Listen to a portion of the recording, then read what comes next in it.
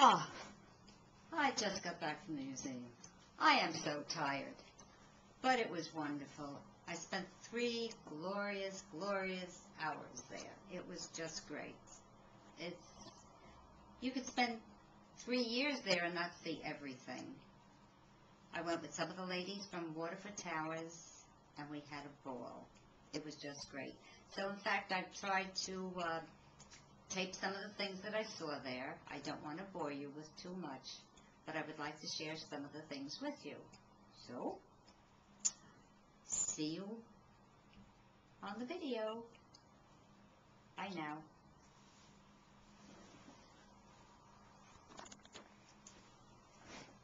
Well, today's a big day for me. I'm off to the Metropolitan Museum of Art. I have not been there since my children were little. I'm looking forward to it. I'm going with some of the ladies from Waterford Towers in Edgewater, New Jersey. See you at the museum.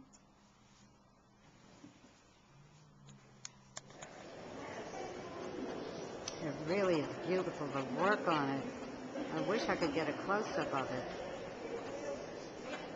Oh, the work on it, and it's just in good shape.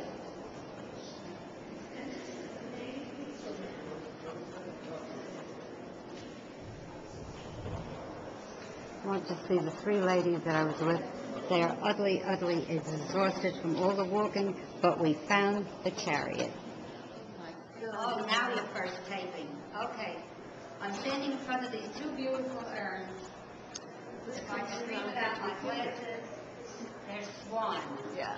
And I'm having here 3 lovely ladies. Names, ladies?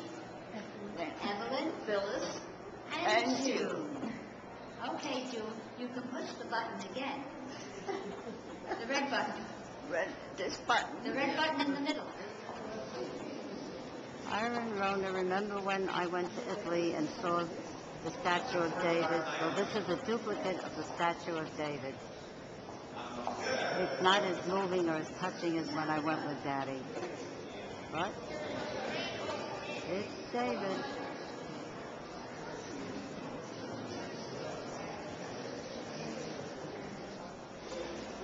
She is just gorgeous. Can you imagine what this piece of marble, how heavy it is? Marble, isn't it? Yes. She is gorgeous. Which contains our collection of African art from the Americas and art from Oceania. And what you're looking at right now is a piece that comes to us from the Dogon community in West Africa, around where Mali is. It's clearly a couple. Think of them as the primordial couple of the Dogon. All right, a man and a woman seated on a stool together, and everything about them is very equal. All right, there's a balance, a harmony, a symmetry, almost a conversation that's going on between these 2 people. You'll see, as I said, a man and a woman seated on a stool, which right away tells us this is a couple to be looked up to. They embody something that the Dogon feel is very, very important. From where you're standing, you'll see that their ankles, knees, hands, belly buttons, everything about this couple is almost on exactly the same level, all right? There's his belly button, her belly button. There is a parity, almost a conversation going on between the 2 of them. And where there's a male and female equivalent, you realize it's for a reason. His pectoral muscles, for instance, are mirrored by his companion's breasts. She wears a decorative labret through her lower lip. He has a small beard. And even their faces, even though one is clearly male and one is clearly female, show us the same Dogon features. Those lozenge-shaped eyes, the arrowhead nose, even the small scarification, or the scarification marks and the little silver rings that decorate their hair and ears. Very, very similar, right? But what is different is clearly being pointed out by the gentleman. With his right arm draped around his companion, you can see he's pointing at her breasts, telling us very clearly that her job in the half of this whole is to nurture future generations of the community, and his job is to be the progenitor. Right?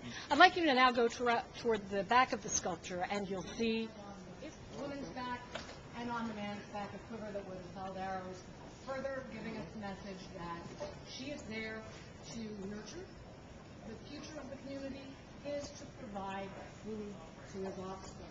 And you can also see from the back that they're seated on a stool that is held up by 4 roughly carved ancestor figures. The symbolism is fairly obvious. The past holding up the present in aid to the future. I think from the back, though, you also see wonderful horizontals and verticals and space between those two torsos that make it such a fascinating and beautiful. We're here today because the young man you're looking at comes to us from ancient Greece. Matter of fact, he's very, very old, 590, 580 BC. All right? And I know you're all looking at him thinking, well, you've seen a lot of new young Greek men in statuary, but what you're looking at is a magic moment in art history. What you're looking at is that one time when art, geometry, physics, architecture all cross paths to create the young man you see in front of you, because before 590 BC, no one in Western art could depict the human body standing up on its own 2 feet. And here you have the very first successful attempt at doing so.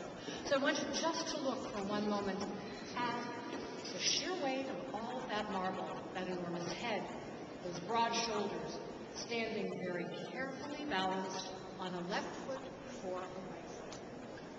All right? This is gorgeous. This is all cut out of marble. Unbelievable. Does it say what it is? Yeah, it's a... I know, but what was it cut for, anything in specific? Yes, it's a dead body. No, is it somebody entombed in there, supposedly? Oh, no, Talk fast. No. It doesn't say anything about Oh, it. well, just it's says a on the mystery, but pamphlet it's this beautiful. Attendance of 4 seasons as winged use.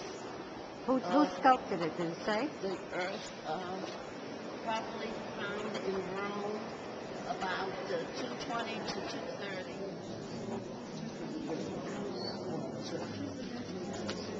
From that statue that we just saw, you realize that Egypt passed its view of the human body onto Greece, and Greece onto Italy, to Rome, to southern Italy specifically.